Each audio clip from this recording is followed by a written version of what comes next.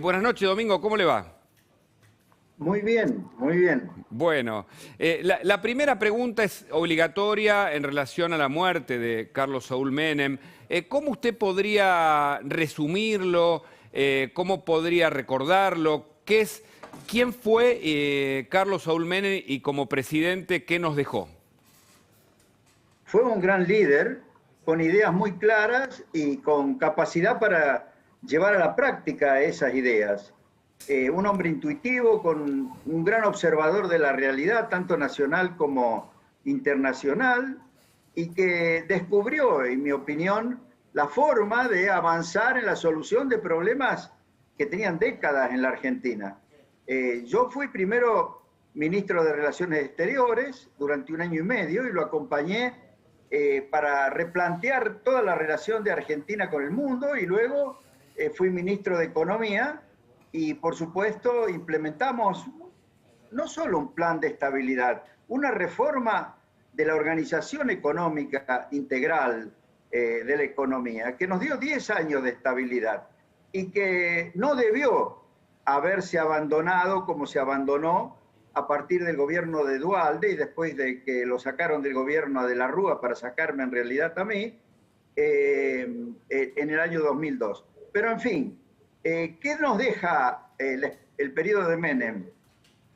Fundamentalmente un rumbo muy adecuado en materia de política exterior y también en materia de organización de la economía. Rumbo que lamentablemente fue totalmente abandonado y revertido por Duhalde, por Néstor Kirchner, por Cristina Kirchner y actualmente por Alberto Fernández. Y que en alguna medida y en forma un poco tímida y acomplejada intentó retomar, sin decirlo, Macri, pero que le faltó esa valentía y esa fuerza de convicción que tenía Menem, ¿no? Por eso yo lo Sí. valoro mucho. Yo tuve grandes enfrentamientos con Menem en cuestiones de corrupción y de mafias, pero reconozco que en términos netos, su gestión de gobierno fue muy positiva. Además, yo como ministro, primero de Relaciones Exteriores y luego como ministro de Economía, me sentí siempre muy respaldado por él. Me permitió trabajar con toda la gente que yo consideraba adecuada para los distintos cargos.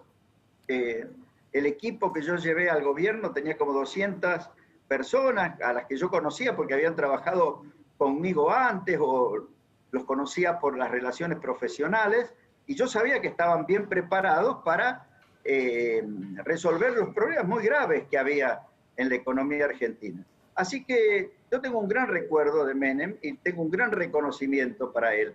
Pero hoy, que he hablado mucho por radio y por programas de televisión, lo que quiero destacar es que no estamos hablando de algo que tiene que ver con la historia solamente, tiene que ver con la realidad actual.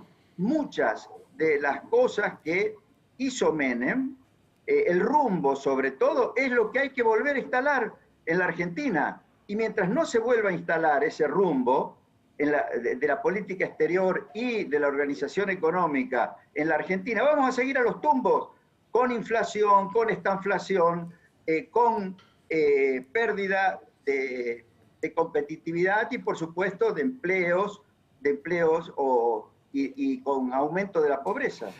Antes de dejarlo, Martín Tetá, que es el especialista y se va a entender mucho mejor con usted en materia técnica y económica además, le quiero hacer una pregunta de orden más bien político, y es, claramente la inflación que caracterizó la política argentina como un problema irresuelto, estuvo en cero durante la convertibilidad. Pero también es cierto que se generó mucha desocupación. Los problemas sociales que trajo la convertibilidad fueron los que detonaron e impidieron que, bueno, que ese modelo pudiese seguir adelante, Cavallo. No, no, en absoluto. Es como decir que los países que han logrado estabilidad, que tienen una moneda sana o que tienen una moneda común, como el caso de Europa, son la causante de la pobreza o de la desocupación o de los ciclos económicos que hay en esos países. No, ciclos económicos, recesiones, en algunos momentos aumento de la desocupación, incluso de la pobreza, existen en todas las economías del mundo. En Argentina, todos esos problemas hubieran sido mucho más graves si no hubiéramos conseguido estabilidad. Por supuesto, la estabilidad no es todo, no resuelve todos los problemas. Se necesitan otras soluciones, pero esas soluciones que se necesitan para todos los demás problemas son mucho más fáciles de descubrir e implementar en un contexto de estabilidad que si tenemos un desorden macroeconómico y una gran inflación. ¿Y hoy sería aplicable una convertibilidad, Cavallo? ¿Hoy sería están dadas las condiciones para volver a un 1-1, por ejemplo, o no? No, a un 1-1 no. Pero primero hay que entender lo que fue la convertibilidad. La convertibilidad no fue una fijación del tipo de cambio por ley. No, la convertibilidad fue autorizar el uso del dólar como moneda de curso legal y para la intermediación financiera. Fue mucho más una dolarización inicialmente que una fijación del tipo de cambio. Como yo creía que en algún día Argentina tenía que tener una moneda propia, introdujimos una moneda de la forma como se introdujeron todas las monedas en el mundo, es decir, a través de una caja de conversión, con un respaldo, con una moneda patrón, porque si no nadie lo hubiera utilizado. Pero, ¿por qué había que tener esa moneda? No para simplemente decir ahora un peso vale un dólar, no. Para que algún día, cuando hubiera confianza ya en esa moneda, porque la economía había desplegado aumentos de productividad y las cuestiones andaban bien, y sobre todo, si empezaba a haber fuertes ingresos de capitales, había que dejarla flotar a esa moneda. Y el sistema hubiera funcionado como está funcionando hoy el de Perú o el de Uruguay o de todos los países bimonetarios, pero con estabilidad cambiaria. Ahora, Cavallo, en esa moneda, pero esa oportunidad existió en el año 97. Lamentablemente no se la quiso aprovechar porque en realidad a partir de que yo me fui del Ministerio de Economía, Roque Fernández y Pedro Pou prácticamente consideraron que la convertibilidad era lisa y llanamente dolarización e incluso propusieron la dolarización completa y en realidad si hubieran logrado lo que ellos le plantearon a Estados Unidos, que era transformar a Argentina en una unión monetaria con los Estados Unidos, era bastante razonable, pero enseguida Larry Summers le dijo que no estaba dispuesto Estados Unidos a tener a la Argentina como... Ahora, Cavallo, le hago una pregunta, buenas noches, disculpe que lo interrumpa, le hago una pregunta política primero. Menem, efectivamente usted lo definió durante todo el día de hoy en distintas entrevistas como una persona que tenía el rumbo bastante claro y las ideas políticas claras. Sin embargo, los 2 primeros años de Menem en materia de economía fueron todo menos ideas políticas claras, es decir, probó primero con el plan Bungiborn, después probó con una ortodoxia peronista con Herman González, cuyo modelo económico no quedó nunca demasiado claro, estuvo tambaleando, tuvo una hiperinflación a principios de los 90, fue bastante, digamos que parecería más bien un pragmático que en un momento usted lo convenció evidentemente que el rumbo era otro y él fue por el lado que Guido Di Tella y que usted lo convencieron, pero eso no parece haber estado tan claro al principio del gobierno de Menem. No, él tuvo muy claro desde el vamos el tipo de inserción en el mundo que quería para Argentina, el tipo de política exterior, incluido política comercial externa. Eso yo lo conozco porque yo lo acompañé en todas las entrevistas que Menem tuvo en un viaje por Europa que hizo antes de ser elegido presidente. El único que lo acompañaba en las reuniones con los grandes líderes europeos era yo y vi cómo Menem absorbía información sobre lo que estaba pasando en el mundo y él ahí ya tenía la idea de que quería hacerse amigo de todo el mundo, tener muy buenas relaciones, que Argentina fuera reconocido como un país respetable y fuera respetado. Y bueno, por eso me designó a mí ministro de Relaciones Exteriores. Yo le sugerí que lo nombrara a Di Tella embajador ante Estados Unidos. Yo he visto algún artículo que vos decís que el que lo convenció a Menem de la nueva política exterior fue Di Tella, y que por eso después me nombró ministro de Economía a mí, pero no, en realidad desde el vamos, el que trabajó en materia de política exterior y también de economía con Menem fui yo, porque cuando viajábamos a visitar los distintos países del mundo, yo como canciller, él como presidente, él me preguntaba sobre los problemas económicos. Y en realidad, él tenía una estrategia clara también en materia económica desde el vamos, no en materia macroeconómica o de estabilización, pero sí en materia, por ejemplo, de privatizaciones, de desregulación, de reducción del tamaño del Estado, y muchas de esas cosas se empezaron a hacer durante ese primer año y medio. Por supuesto, en medio de una alta inflación, es muy difícil privatizar bien. Además, ahí estaban de por medio los bancos que querían que las privatizaciones sirvieran para pagar la deuda externa y querían que se privatizaran monopolios, no que se privatizara para hacer eficiente el funcionamiento Ahora, de la empresa. yendo a la convertibilidad, que yo por supuesto lo he hecho varias veces públicamente, lo felicito porque en Argentina había un cantito en las tribunas que decían fulano va a salir campeón el día que la vaca vuele, en la Argentina baje la inflación. O sea que en el imaginario popular la posibilidad de que bajara la inflación era así, equiparable a que volara una vaca, y usted hizo volar la vaca a principios de los 90, así que eso obviamente es un crédito que lo va a tener por toda su vida. Ahora, ¿usted cree que puede funcionar una regla monetaria tan dura como la convertibilidad con una indisciplina fiscal tan característica de la Argentina sin una regla presupuestaria clara? No.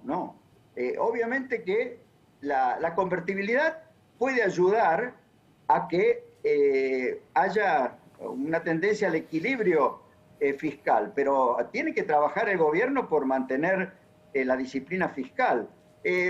La convertibilidad lo único que le dice al sector fiscal es que no va a haber dinero para financiar, no va a haber emisión monetaria para financiar un déficit fiscal, y tampoco va a haber emisión monetaria para crear artificialmente crédito al sector privado, es decir, claro, para financiar déficits o necesidades financieras del sector privado. Eso es lo que dice la convertibilidad.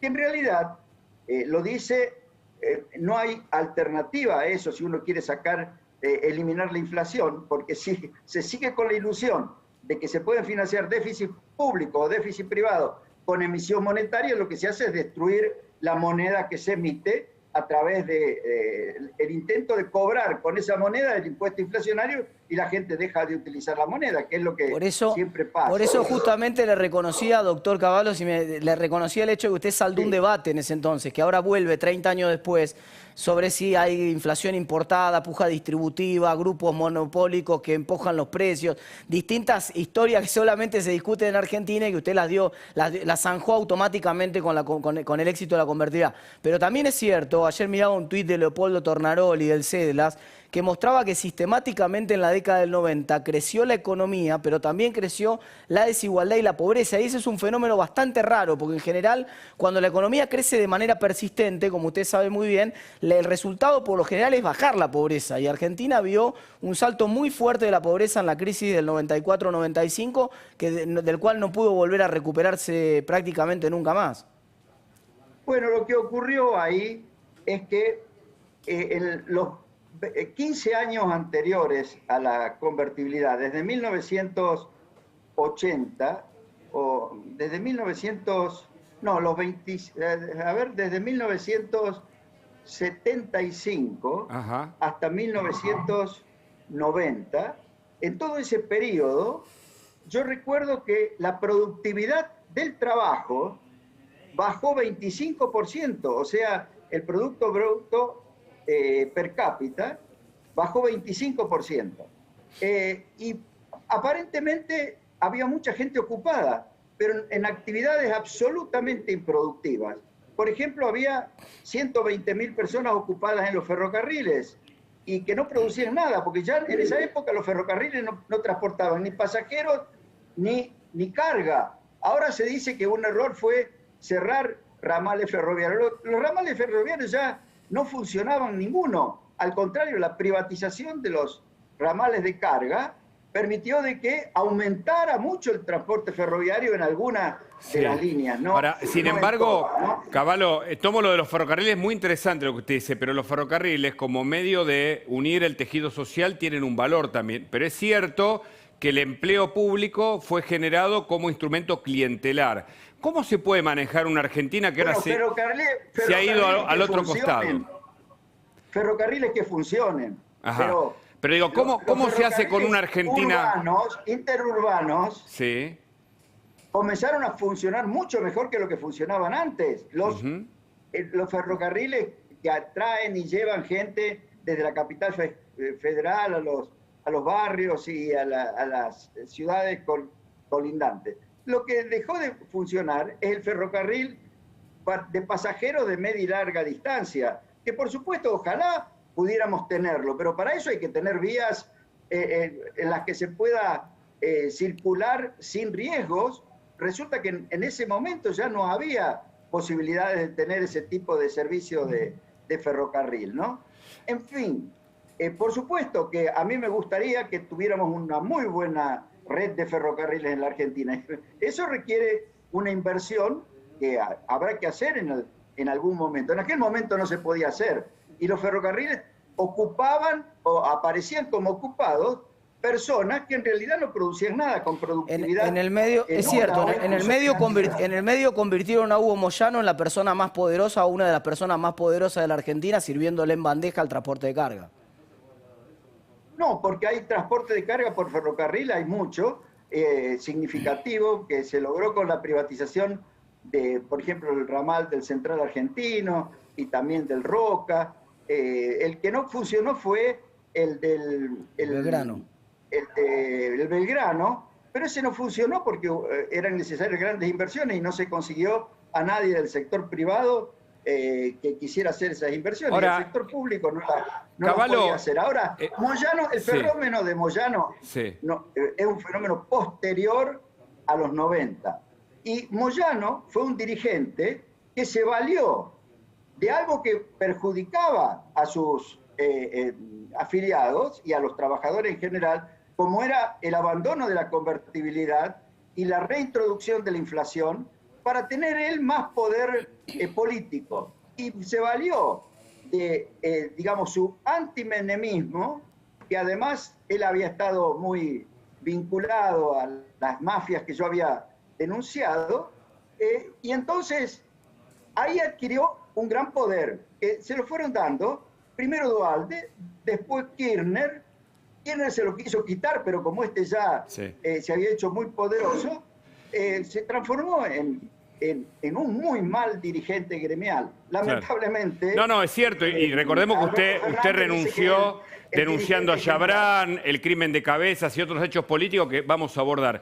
Pero la pregunta es esta: si usted logró una estabilidad a partir de la idea productiva, es decir, de una economía que no sea ociosa, y ahora estamos en el otro extremo, con falta de inversión y de producción y cantidades de empleo ociosos como instrumento político, ¿hay un equilibrio en el medio, Cavallo, en donde se pueda mantener cierta estabilidad, cierto equilibrio o no déficit tan avanzado, sin descuidar lo social, que la Argentina evidentemente tiene como un problema irresuelto ahí? Por supuesto que sí. A ver. Es cierto que la desocupación aumentó mucho en el 95 por el impacto de la crisis tequila. Saltó de 12, 13 que estaba, ya era bastante alto, ¿no? Antes, y eso, la alta desocupación anterior tuvo que ver, obviamente, con la gente que se fue despidiendo de las empresas que se privatizaban y que se reestructuraban para ser eficientes, ¿no? Pero ahí pegó un salto porque muchas empresas no pudieron competir y tuvieron que cerrar en el año 95. Pero después de eso, gracias a una política laboral muy bien diseñada por Armando Caro Figueroa, empezó a bajar. Y hacia el año 98, mientras estuvo Caro Figueroa en el Ministerio de Trabajo, incluso 2 años después de que yo me había ido del Ministerio de Economía, la desocupación empezó a bajar y estaba por debajo del 12%. Lo que ocurrió ahí es que en la puja entre Menem y Duhalde por la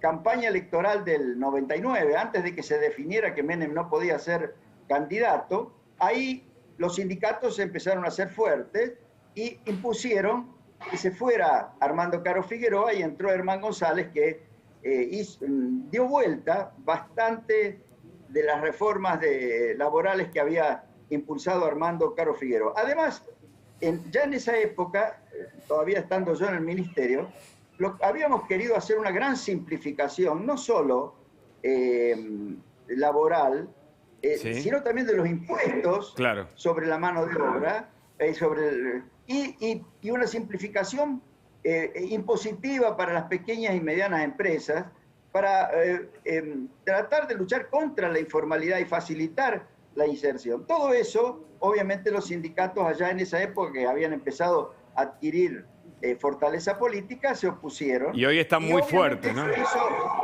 Claro, eso, por ejemplo, condicionó al gobierno de la Rúa, porque después el gobierno de la Rúa tuvo que dar vuelta la contrarreforma laboral que había implementado Herman González, y fue en la discusión en el Congreso de esa contrarreforma laboral que este mal dirigente, que es Moyano, salió con el tema del Abanelco, etcétera, y le pegó un golpe al gobierno de la Rúa. O sea, clarísimo. Luis Gasulla tiene una pregunta, Domingo, por favor. Gobernar es muy difícil. No, lo los sabemos. Los problemas no se pueden resolver mágicamente. Hay que ser tesonero y perseverar.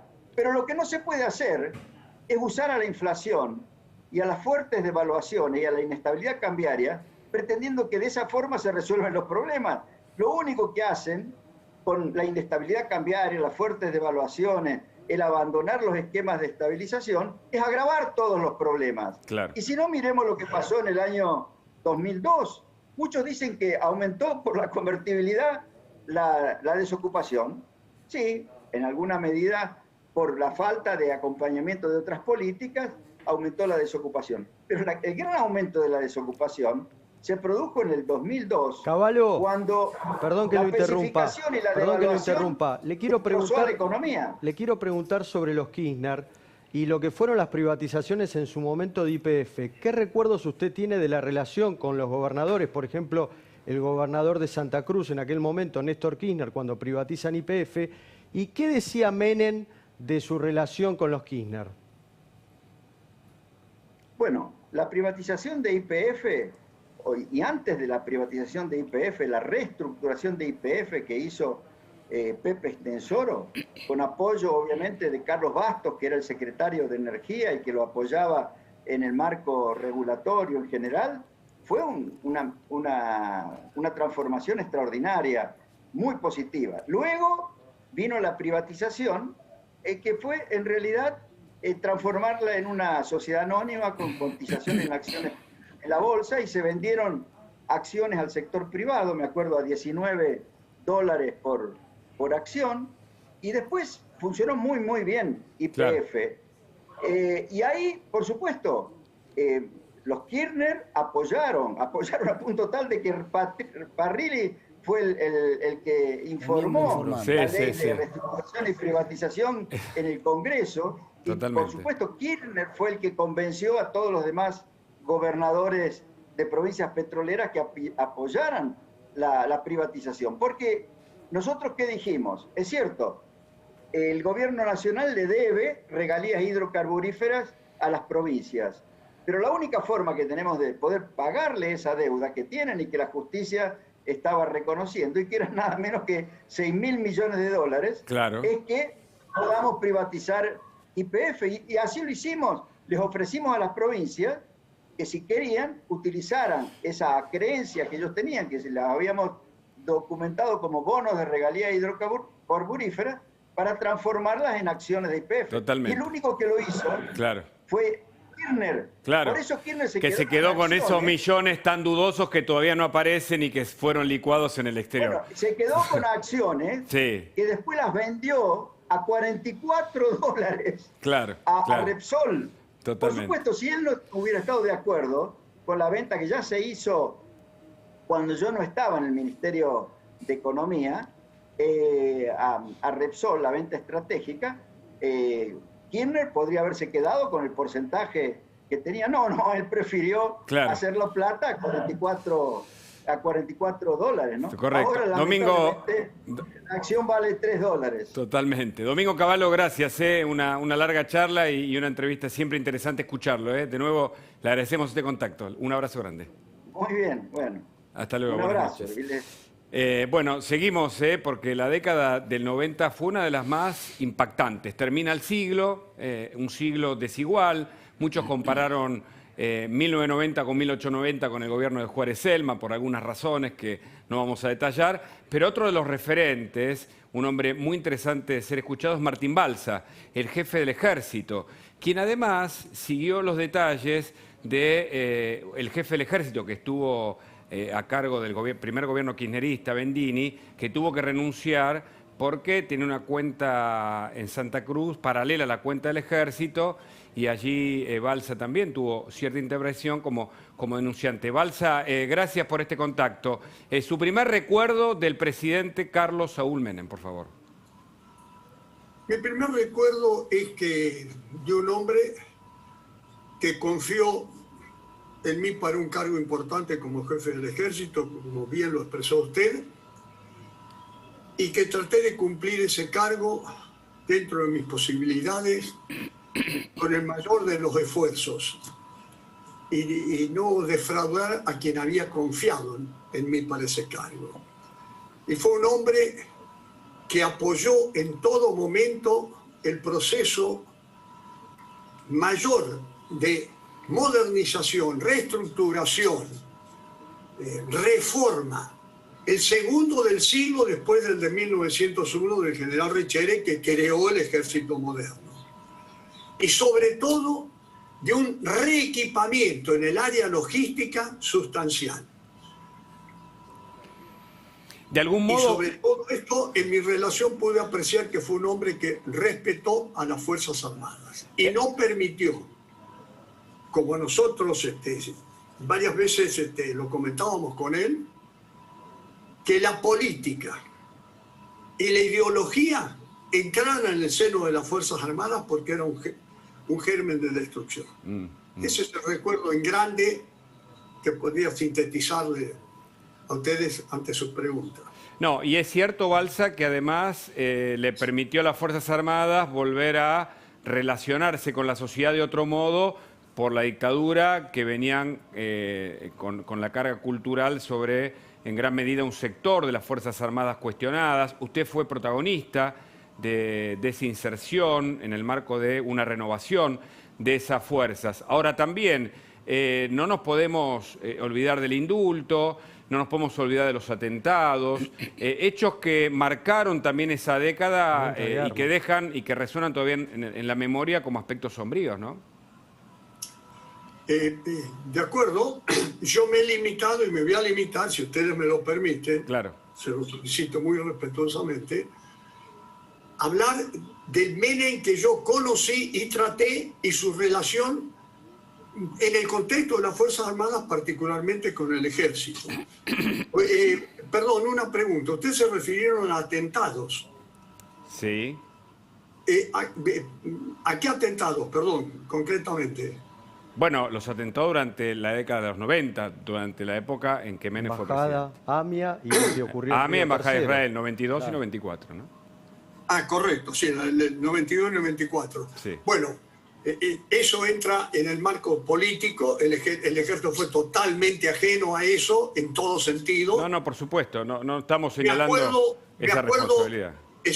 Porque el del primero de ellos, el del 92, yo ya era jefe del ejército, lo escuché, estaba almorzando con unos funcionarios, lo escuché.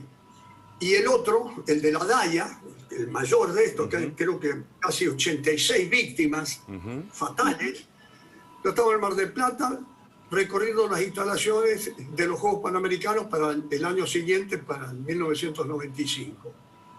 Era un 18 de julio, el día del cumpleaños de mi madre, fallecida en aquel entonces, por supuesto, y lo vi por televisión.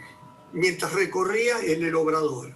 Fueron 2 atentados y que lamentablemente, ustedes conocen esto mejor que yo, quedaron con un signo de interrogación, como han quedado otras cosas. Sí, sí. Balsa, yo insisto, pues tuve la oportunidad, como muchos de mis colegas, de tener conversaciones.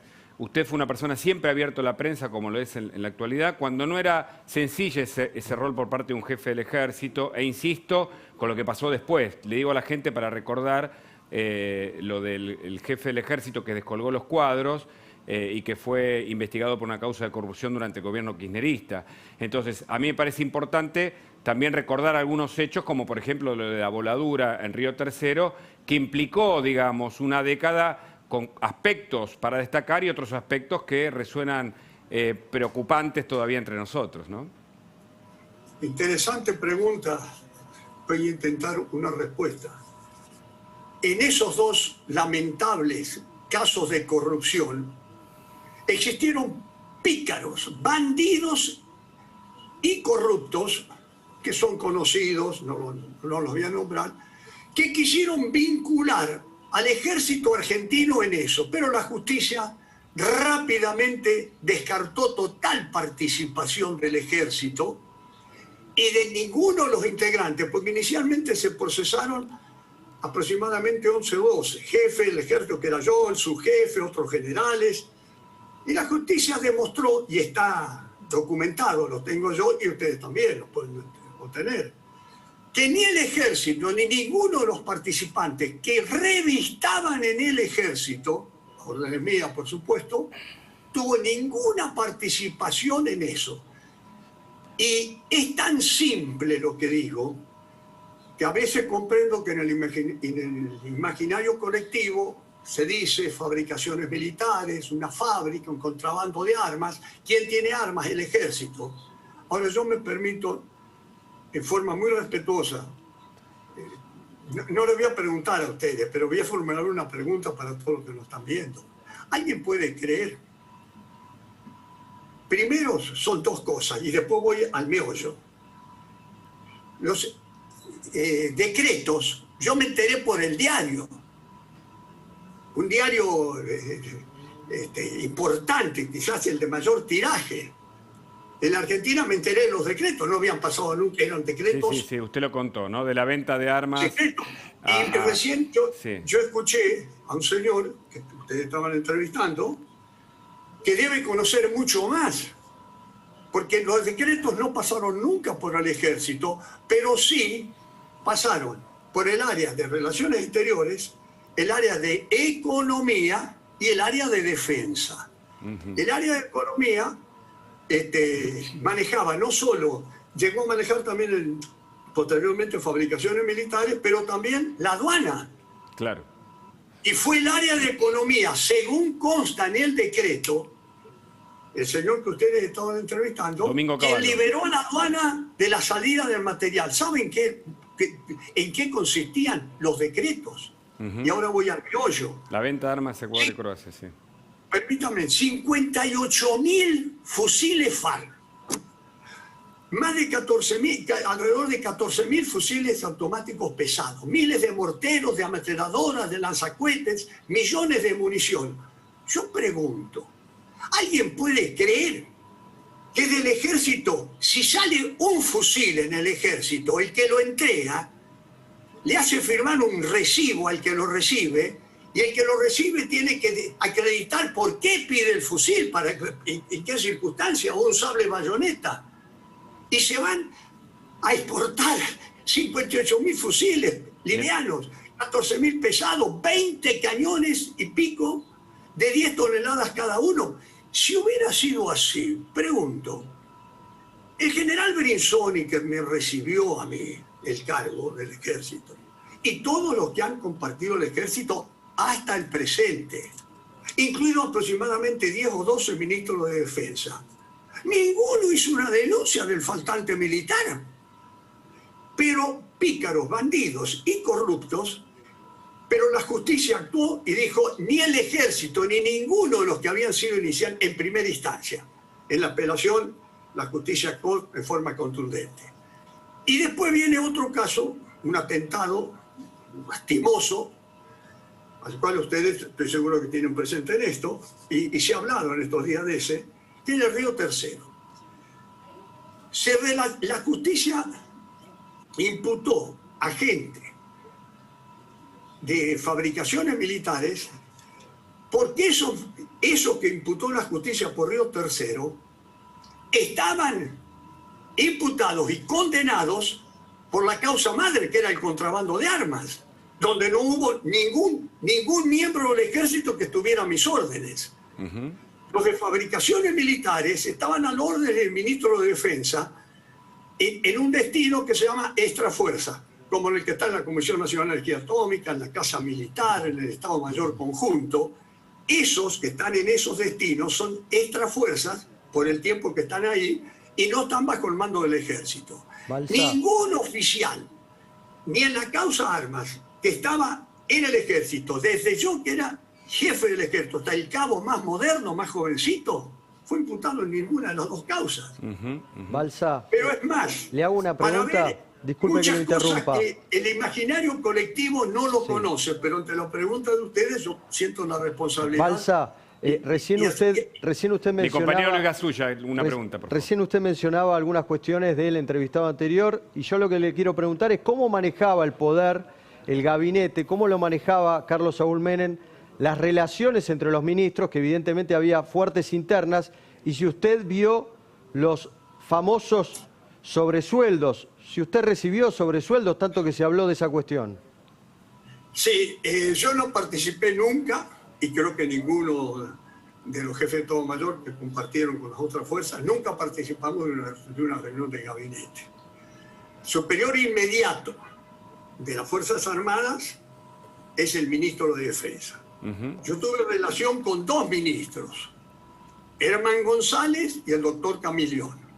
Los dos han fallecido, no quiero abundar por ese motivo, pero digo que los dos fallecieron y fueron procesados en la causa. Mientras que en el ejército ninguno fue procesado, porque cuando intentó en primera instancia un fiscal, que no quiero nombrarlo por respeto a mi esposa fallecida y cómo hizo sufrir a mi familia con sus infames mentiras, que es conocido ahora por no presentarse ante la justicia ante 5, 6, 7 llamados. Habla de Tornelli.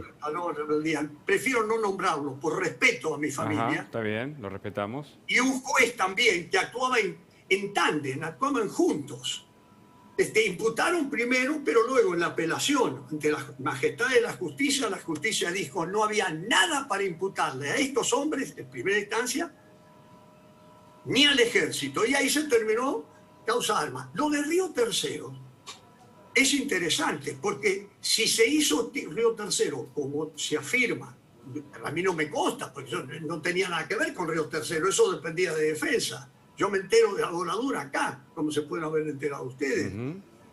Pero si lo de Río Tercero se hizo, como algunas fuentes dicen, estoy poniendo if, sí, para ocultar el contrabando de armas, era hasta infantil, gracioso, curioso, irresponsable, imputar otra vez a miembros del ejército en la voladura de Río Tercero. Sino, ¿qué tenían que ocultar? Si no teníamos nada que participar. En el caso Armas no teníamos ningún interés en una voladura de esas características.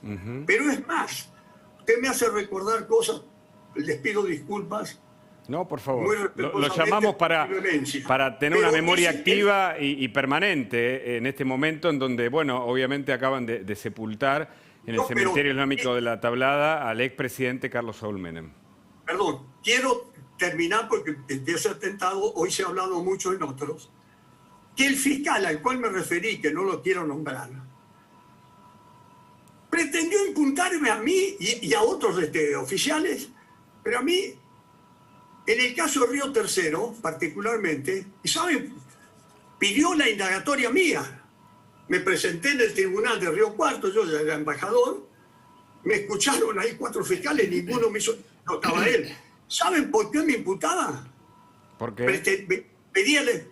Porque decía que yo tendría que haber investigado el atentado culposo o doloso de Río Tercero lo tendría que haber investigado con el Servicio de Inteligencia de Ejército. Si yo hubiera hecho eso, estaría detenido por haber violado la ley de defensa nacional, de seguridad interior y hasta la ley de inteligencia. O sea que me imputaba la no comisión de un delito. Claro.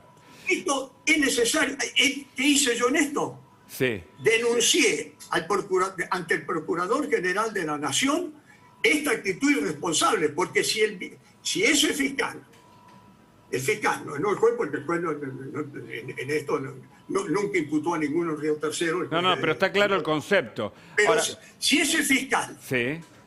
desconocía las leyes de defensa y seguridad interior particularmente, es grave. Pero si no las conocía y me pidió la indagatoria por no haber cometido un delito, ya es gravísimo. Balsa, muchos dicen que más allá de algunos logros obtenidos por el menemismo, recién hablábamos de la estabilidad económica y por supuesto todos los claros oscuros de esa década que tuvo un montón de hechos realmente preocupantes, ¿no? Se habla de la farandulización de la política sin precedente, la pizza con champán y tantas cosas. Muchos dicen que fue el comienzo de hechos de corrupción que se incrementaron en los años kirchneristas, que vinieron posteriormente. Y yo mencioné el caso de Bendini, usted lo recuerda, ¿no? El jefe del ejército que descolgó los cuadros, que fue investigado por tener una cuenta paralela, el hombre que era el jefe del ejército de Kirchner en Santa Cruz. ¿Usted recuerda ese caso? Digo, ¿a usted le parece que la corrupción fue en aumento en la Argentina después de la década de los 90 o no? No tengo una respuesta adecuada para eso. Lo que sí, en una oportunidad leí algo, perdón, ruego me interpreten lo que voy a decir. No recuerdo dónde leí que la corrupción siempre se habla en sentido pasado. Yo seguro que del Imperio Romano sería así. Un emperador de los años 300 diría que la corrupción más grande de la historia fue la anterior. Y el del 350 después de Cristo diría que era la del 300. Pero veo que de los 80 no se habla de una década de corrupción, ¿eh? En los 80 se hablan de muchas cosas, pero siempre se destaca el rol de Alfonsín y su austeridad, sus valores vinculados con la honestidad. Sin embargo, el de los 90 sí se lo señala como con rasgos en el imaginario, como dice usted, ligados con hechos de corrupción muy graves. Es importante lo que usted dice, lo comparto, y yo personalmente, al margen de esta conversación que estamos teniendo sobre temas significativos para nuestro país, quisiera expresarle que hay dos cosas que atentan contra la esencia de los valores republicanos y democráticos. Para mí, en mi modesta opinión, es una opinión más, se puede disentir, que es la corrupción en todos los países. He tenido oportunidad de ver esto en varios países. La corrupción y la impunidad. Porque cuando la corrupción está ligada con la impunidad, eso es gravísimo en cualquier país. De eso yo estoy convencido. Como también colegas suyos hoy me preguntaron, yo dije que el presidente Menem, reitero, digo presidente en el sentido que otros países le siguen llamando a no ser correcto, presidente. Es válido. Entonces, el presidente Menem tenía una particularidad que no quiero olvidarme. No solo el respeto a las Fuerzas Armadas, no solo que no intervino nunca en una decisión que era competencia exclusiva del jefe de Estado Mayor. Por ejemplo, ascensos, por ejemplo, cambio de destinos. El presidente nunca. Vinieron otros funcionarios por ella a pedir el ascenso de uno, pero si la Junta no lo consideraba, lo que pedían, no. Pero el presidente nunca interfirió en eso y era propenso, en lo que yo pude apreciar, al disenso y al diálogo. Balsa. Había que plantearle las cosas más serias en forma muy concreta, muy rápida, escuchaba, decidía y en todo lo que estaba en la órbita de él, apoyaba. Mi compañero tiene una pregunta más, por favor. Balsa, usted recién mencionaba la palabra, el término impunidad. ¿Qué significó para usted los indultos, los del 89 y los del 90, porque hoy mucha gente, la opinión pública o parte de la opinión pública los recuerda como los indultos a los militares, cuando Menem indultó también a los líderes de Montoneros y del Ejército Revolucionario Punto del Pueblo. final. ¿Qué significó para usted los indultos? Yo incursioné brevemente en primer y segundo año de abogacía. Mi padre quería que fuera abogado, trabajaba en asuntos judiciales, era un vasco español inmigrante, pero muy educado, trabajaba en asuntos judiciales, manejaba muy bien el derecho. Y después, siendo teniente, empecé a estudiar abogacía. Hice el primer año en Córdoba, vine acá, tuve que hacerlo de nuevo, porque los planes eran distintos, pero había una materia que recuerdo que estaba en segundo año, que era economía política. Y ahí, en economía política, vi muchas cosas, pero también en introducción al derecho, en derecho romano, en civil 1 y en penal. ¿Y entonces? La ley es la norma de carácter general que rige la convivencia social. En cuanto nos aportamos de la norma, viene el caos. Lo hemos vivido mucho tiempo y esta democracia imperfecta que estamos viviendo, imperfecta, pero ha costado mucho. Y creo yo que ¿qué es la impunidad? Me preguntan. Y la impunidad es cuando se ha vulnerado la ley, como se vulneró de 1955 en el derrocamiento de Perón, de Frondizi, un gran presidente, de Ilia.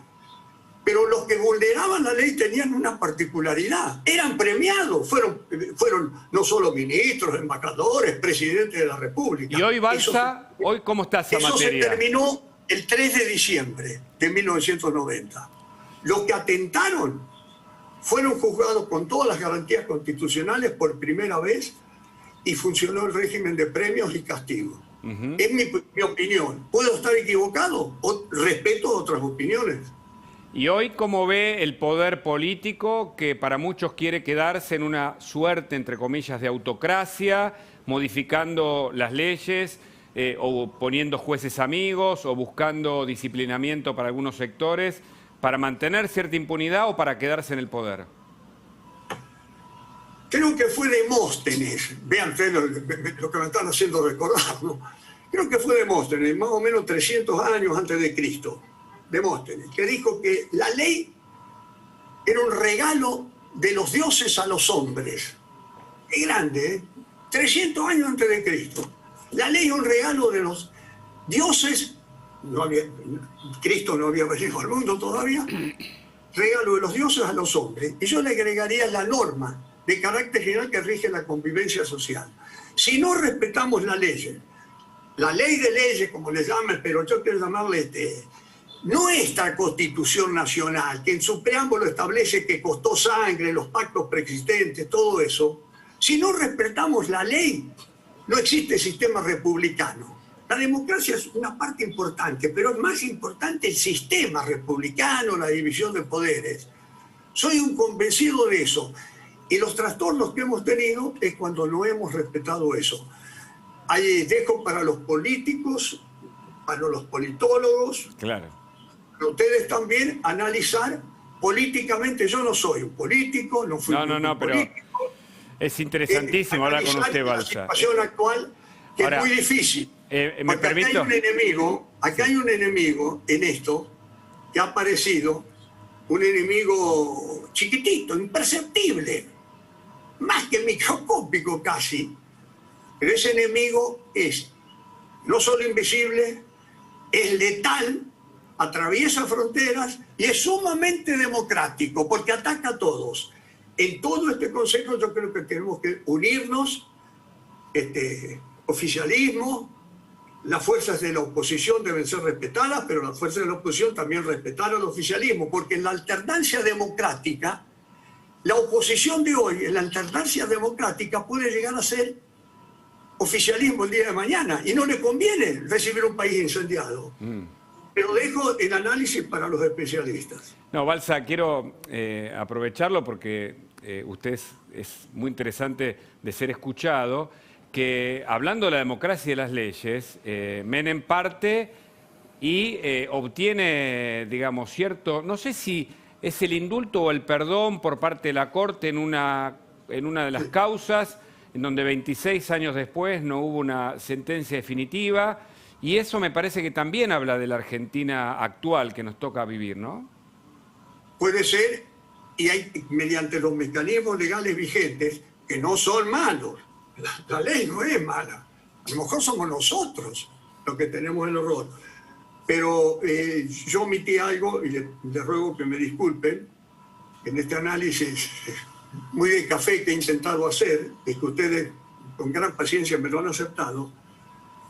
Nunca estuve de acuerdo con los indultos de octubre de 1989 del señor presidente Menem. Qué bueno que lo diga. El indulto es una facultad del Poder Ejecutivo, constitucional, del Poder, artículo 99, no me acuerdo qué inciso, 12, 13 o 14, pero es a una persona por un delito, no es una amnistía. La amnistía es de carácter general, responsabilidad del Poder Legislativo. Amnistía viene de amnesia, que olvida el delito. Los indultos no olvidan el delito, pero tienen que ser puntuales para un delito determinado. Y que me disculpen los juristas por las barbaridades que yo pueda estar diciendo. Y escúcheme, pero y hoy cuando escucha que se quiera... Esos indultos, sí. Lo que voy es que esos indultos, creo que fueron... los beneficiarios fueron alrededor de 280. Entonces era una amnistía encubierta. Claro. Un indulto no puede ser 280, ¿dónde estaban? Quienes habían atentado contra el orden constitucional, sí, mediante el terrorismo contra el Estado. Estaban los que habían atentado con una respuesta mediante un terrorismo de Estado. Nada menos, además. Estaban todos los que habían atentado contra la democracia en las tres primeras chirinadas contra el gobierno del doctor Alfonsín. No estuve de acuerdo, pero hay algo que lo quiero hacer. En una oportunidad el presidente, el señor presidente Menem, me dijo, yo había ido a entregar creo que era una invitación para un acto protocolar. El presidente recibía, eran siempre muy amables, siempre, y por ahí me dice, general, le quiero hacer una pregunta. Me han dicho que usted, hay muchas cosas que yo he hecho que usted no está de acuerdo. Me sorprendió, pero ante el tono de él, que era un tono, lo decía hasta un tono afectivo, no reprochando nada, le dije, sí, señor presidente, hay cosas con las cuales yo no estoy de acuerdo, pero no va a afectar nunca la subordinación y la lealtad institucional. ¿Cuáles son? Entonces le dije, señor, los indultos. No estuve nunca de acuerdo con el indulto y he obrado así. Y sigo diciendo que en nuestra sociedad siempre hay argumentos, que es para pacificar, para esto.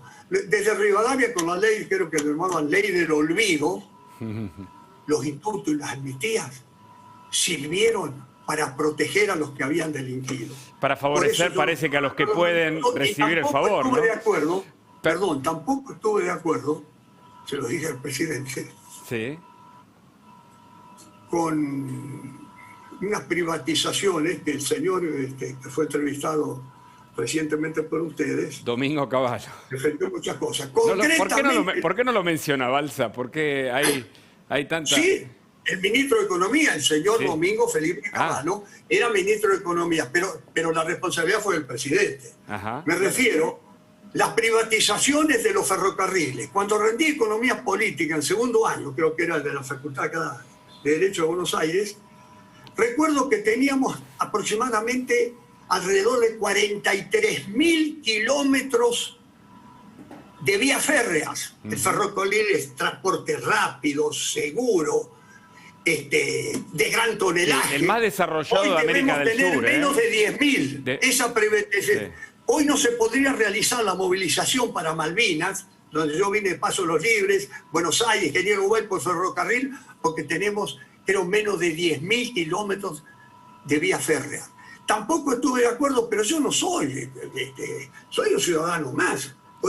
No me quiero ir del indulto, Balsa. Tuve oportunidad de conocerlo en Colombia, sí, cuando fue por un acto de reanudar vuelos, el señor Marchand creo que era, y tampoco estuve de acuerdo con eso. Pero a lo mejor yo estoy equivocado. Está bien, está bien. No me quiero ir del indulto, porque aquí mi compañero, creo que Martín Tetaz, tiene una pregunta, porque cuando usted escucha que quieren indultar, pongo dos ejemplos recientes. Al ex vicepresidente Amado Udú, que es un hecho novedoso para la historia reciente argentina. Nunca un vicepresidente estuvo condenado a instancia de la Corte Suprema. O una líder como Milagros Sala por varios delitos con ratificación del mismo tribunal. Y piden, como ella misma le pidió al presidente, el indulto. ¿Usted qué piensa? ¿Qué es lo primero que le viene a la cabeza? Prende el celular. Bueno, yo no puedo emitir ninguna posición, ninguna opinión sobre un pedido que haga la señora Milagros Sala, a la cual no conozco. Está en su derecho de hacer cualquier pedido. Está también en su derecho el señor presidente de acceder o no. Claro. No es facultad mía. Yo me refería a esos indultos Correcto. masivos que eran una amnistía encubierta, en mi opinión. Dejo a los puristas que opinen, Balsa, que son ellos los que tienen la precisa. Correcto. Balsa, Domingo Cavallo, que se sintió aludido, quiere hacer un comentario. No se va a cruzar si usted no quiere, por supuesto, pero por supuesto le tenemos que dar la posibilidad, un derecho a réplica, porque fue mencionado en esta entrevista. Cavallo, lo escuchamos. Buenas noches nuevamente. Buenas noches. Quería decir que lo que ha dicho el señor Balsa, o el general Balsa, es una infamia, porque el decreto, este secreto del cual él habla, dice expresamente, como todos los decretos secretos de exportaciones de armas de toda la historia, que la responsabilidad de controlar la salida de las armas es de fabricaciones militares, no de la aduana. Y tal es así que, por esta infamia que hizo el general Balsa, un juez tonto, después que lo liberó a él, me procesó a mí y dispuso mi prisión preventiva.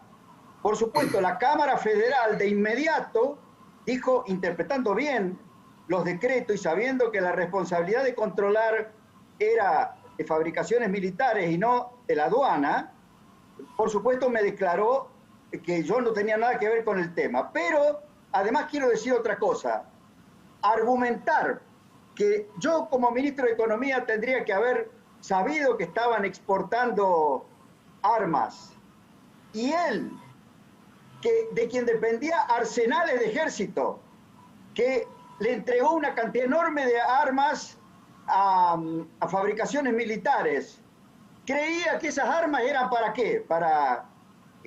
O sea, realmente me parece que esto demuestra que el general Balsa es un mentiroso, es un hombre que no tiene conducta, y ahora se pone a hablar mal de la privatización de los ferrocarriles. Él no tiene idea del desastre que eran los ferrocarriles antes de que se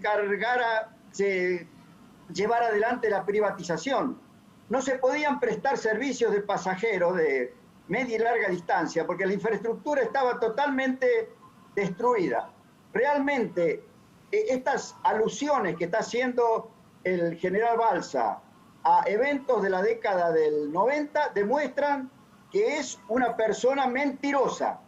Así que lo quiero dejar absolutamente claro, porque además me ha injuriado por las referencias que ha hecho, sobre todo al tema de mi supuesta responsabilidad en la exportación de armas. Él sabe que él es mucho más responsable que lo que pueda haber sido yo o cualquiera de los otros firmantes de esos decretos secretos, salvo, obviamente, los ministros de Defensa, que son los que en realidad tenían que evaluar esas operaciones.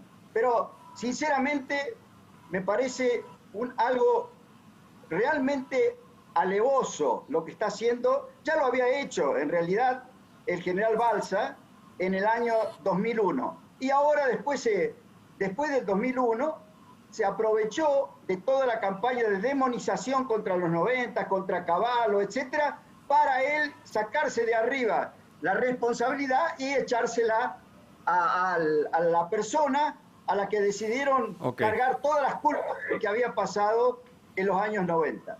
Realmente me parece una infamia y lo quiero dejar absolutamente claro. Ok, Cavallo, le agradecemos esta réplica que usted hace al ser mencionado en la entrevista, por supuesto, tiene el derecho a expresarse como corresponde. Gracias por el contacto. No sé si Balsa quiere... Sí, perdón. Sí, a ver. No voy a responder a ninguna de las injurias. Porque si no tenemos que seguir con el del mecanismo. ex señor ministro de Economía y ex canciller. Le pregunto al señor ex canciller y ex ministro de Economía que él firmó 3 decretos de venta de armas a Panamá, pero había sido canciller antes, a Panamá y a Venezuela. Panamá no tiene fuerzas armadas y no iba a comprar un armamento, además bastante obsoleto, porque gran parte de esto era de segunda mano. Lo que decían los decretos que él firmó. Yo no firmé ningún decreto. Y los otros ministros también lo firmaron. La liberación de la aduana, claro, el decreto decía que tenían que salir solo con la autorización del interventor de fabricaciones militares. Pero es un problema de la justicia eso. Yo, como he sido agraviado por ese tema, pero decirle, señor ministro, señor ex ministro, le reitero, está el ejército argentino, están los movimientos. ¿Alguien puede creer que si sale un fusil, alguien entrega un cabo, un sargento, un fusil sin orden de alguien y van a entregar 58.000 fusiles FAL, más 14.000 fusiles FAL, miles de morteros y ametralladoras? ¿Qué recibieron entonces todos los ministros de defensa? Defendía arsenales de también escuché el señor ministro Herman el general que dependía de arsenales de ejército murió en un accidente en el helicóptero en el campo de polo, que a mí siempre me resultó sospechoso. Pero arsenales de ejército dependía del general Balsa, no dependía de ningún ministro de defensa que yo sepa, ¿no? Y además, todos los decretos de armas, de exportaciones de armas, siempre son firmados básicamente por los ministros, pero los que tenían responsabilidad de evaluar si realmente el destino era razonable, era justamente el ministro de Defensa y eventualmente la Cancillería. Pero la Cancillería hizo algunas advertencias, pero lamentablemente ahí en un cambio de vicecanciller movieron el expediente para que finalmente salieran esos decretos. Pero realmente lo que está haciendo el general Balsa de pretender que la responsabilidad de algo que tiene mucho más que ver con él sea de los ministros que firmamos los decretos, es realmente una cosa sumamente injusta, es una cosa realmente sacarse el fardo de encima y no asumir las responsabilidades que debería asumir como ex jefe del Estado Mayor de las Fuerzas Armadas. ¿Qué tengo que ver yo, señor ministro? Señor ministro, si el ejército está probado que no entregó nada, está firmado por el general Brinsoni esto. Hubo pericias de la Corte Suprema de Justicia, no le falta nada. ¿Cómo le va a faltar todo eso que usted dice, señor ministro? Usted firmó los 3 decretos. Que se portaron, no podía ignorar arsenales de ejército. Que Panamá no tenía fuerzas armadas. Bueno. Y que Venezuela no iba a comprar ¿de dónde salieron? Usado aquí. ¿De dónde salieron las armas si eran todas armas usadas?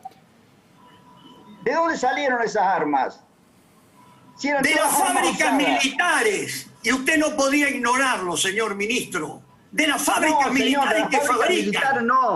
La fábrica militar hizo un canje con arsenales de ejército. No, señor. Arsenales de ejército. Usted está equivocado. No le voy a decir que miente porque sería yo muy grosero y no me quiero poner en una postura grosera, señor. ¿Usted cree que el oficial de arsenales, que era un señor general, va a entregar 58.000 fusiles? Creo que el ejército se hubiera quedado sin fusiles, sin cañones. Pregúntenle al ejército, y todos los que fabricaciones tienen, todos los ministros de tenía. defensa hasta el de ahora. Ese A ver si armamento, salió fabricaciones eso. militares. Usted tiene responsabilidad, señor, y la tuvo. Firmó 3 decretos apócrifos. No podía ignorar, usted fue canciller. Venderle armas a Panamá. El que tiene responsabilidad es usted, de quien dependía arsenales de ejército. Y toda la gente que conoce cómo funcionan las Fuerzas Armadas sabe que usted sí debería haber sabido que estaban saliendo una gran cantidad de armas de arsenales de ejército. No, señor, porque no salió, eso lo está diciendo usted. Eso no es verdad. No, ¿y de dónde en salieron? el caso que insisto, usted es un ¿Dónde mentiroso. fabricaciones militares iban a tener todo ese armamento usado? ¿De dónde fabricaciones militares Sí, pueden tener señor. todo ese armamento Sí, señor. usado? Déjeme, le voy a decir, en el decreto que usted firmó, señor exministro, había material que era extranjero de procedencia de Estados Unidos, Correcto. viejo y por consiguiente usado. Y el material que se tendría que haber exportado tenía que ser argentino, nuevo y obviamente sin uso. Bueno. Sí, señor. ¿Pero de dónde Están los salió todo decretos. ese- Hubo material todo que no era ese argentino material y usted usado? autorizó ¿De dónde el salió? cobro de reintegro y Por favor, reembolso. general. Bueno. No, por más que invente todo lo que usted quiera para sacarse el fardo de encima, va a quedar clarísimo. Señor, y cualquier persona. ¿por qué de las no hay Fuerzas nadie del Armadas ejército? conoce ¿Por qué bien. no hay nadie del ejército imputado en la causa armas? ¿Por qué no hay nadie del ejército que estaba a mis órdenes? Bueno, No de usted- militares usted que estuvo estaban en el imputado, área usted de... estuvo Les propongo, de defensa. les propongo, ¿Por qué no hay nadie? Y después me hizo La justicia imputar a se mí, pidió, injustamente. Ah, injustamente, Sí, ¿qué? en el ¿La caso justicia? mío, por supuesto, después de la acusación injusta que Justamente el usted caso hizo, suyo, el caso de los otros no. No me refiero a los otros porque están fallecidos y no están en condiciones de defenderse, pero lo que usted está diciendo, usted sabe que no es verdad, señor. Y los que están escuchando No, señor, también. yo digo la verdad. Siempre he dicho la verdad. El que no dice la verdad es usted. Pero bueno, gracias Señor, por haberme dado el derecho a réplica. No Sí. quería que quede así esa nos dejó mentira que- que dice el con las el general privatizaciones Garza, que usted fue un artífice. ¿Cómo está hoy Ferrocarriles Argentinos? Bueno. ¿Cómo está Aerolínea Argentina? Su gestión no fue de las buenas. Yo no soy político ni lo puedo... Bueno, usted ni lo júguela puedo como analizar. quiera. Pero con el presidente Menem, nosotros transformamos a la Argentina en un país con buena infraestructura, con crecimiento, con estabilidad. Ahora, claro, usted se agarra de la posición de todos estos que vinieron después a demonizar a los 90 y se suma para que algunos lo aplaudan. Pero no lo van a aplaudir, ¿Quiénes son- señor, porque lo que ¿Quiénes usted está son los que diciendo es una vinieron mentira. después, señor? Han pasado 20 años. ¿Cuál de ¿A quién se refieren con los Kirchner, que vinieron Cristina después? de Kirchner, todos ellos, todos los que vinieron después, No, pero a los cuales hubo usted gobiernos de seguramente distintos signos los políticos, debe elogiar, señor. porque deben, según usted deben haber hecho las cosas muy bien en la Argentina. Señor, En fin, usted fue funcionario de la porque yo ya dictadura me doy por militar. satisfecho con esta- Usted fue con este funcionario de derecho la a réplica. dictadura militar. Fue funcionario del gobierno Balsa del también. presidente Menem y fue funcionario de un gobierno radical. Estuvo con 3 gobiernos de distintos signos, pero inclusive con la dictadura. Caballo, si quiere cerrar, Cállese la le boca. doy el- Ya, no, le debería dar vergüenza a usted decir todas las cosas que está diciendo. Pero bueno, dejémoslo ahí. La verdad que me siento indignado de haber de haber estado acompañado de alguna manera por un jefe de Estado Mayor como usted en el periodo en que yo fui Usted no ministro acompañó de a las Economía Fuerzas y Armadas, ministro de Relaciones señor. Exteriores. En su gestión jamás asistió a una reunión donde se tocaba el presupuesto de las Fuerzas Armadas. Usted no respetó a las Fuerzas Armadas en todo lo que a mí concierne. Sí las respetó el señor presidente Menem, Ay, pero usted Dios no. mío, Dios mío. Bueno. Bueno, gracias Bueno. Caballo, gracias Balsa. Si Muy quieren bien. una palabra final cada uno, muy breve, porque no quiero que se quede con nada, pero evidentemente esto habla de la Argentina presente. Pasaron 20 años, las heridas todavía en algún sentido permanecen abiertas y las diferencias están presentes. Con el respeto debido, si alguno quiere cerrar, tiene la palabra ahora y pasa otro tema, por favor. No, dejémoslo ahí. Bueno. El señor exministro. Está muy bien, está muy bien. Gracias entonces Caballo, gracias Balsa por esta Sí, lo charla. que yo quiero, independientemente, es reiterar que el ejército hizo un esfuerzo muy grande desde el punto de vista operativo de modernización, de equipamiento. Y en todo eso contamos con la comprensión y el apoyo del señor presidente. No así de otras áreas de su gobierno, en su justa medida. Y evidentemente, relacionar en un acto que la justicia se ha expedido. La justicia no procesó a ningún militar que estaba a mis órdenes, ni de mí hasta el cabo más moderno, ni en la causa Armas, ni en Río Tercero. Eso no lo puede ignorar el señor ministro, pero no quiero hablar porque él se ha retirado. Pero sí decir que yo con los decretos no teníamos nada que ver. El director de Arsenales, que era el general Mosquera, tampoco entregó nada. Porque dice que Arsenales entregaba por su cuenta. Eso es desconocer el funcionamiento de una Fuerza Armada y agraviar. Quedó claro, Balsá. Quedó claro, Balsá. Gracias, Cavallo, a ambos por la charla, incluso por la discusión.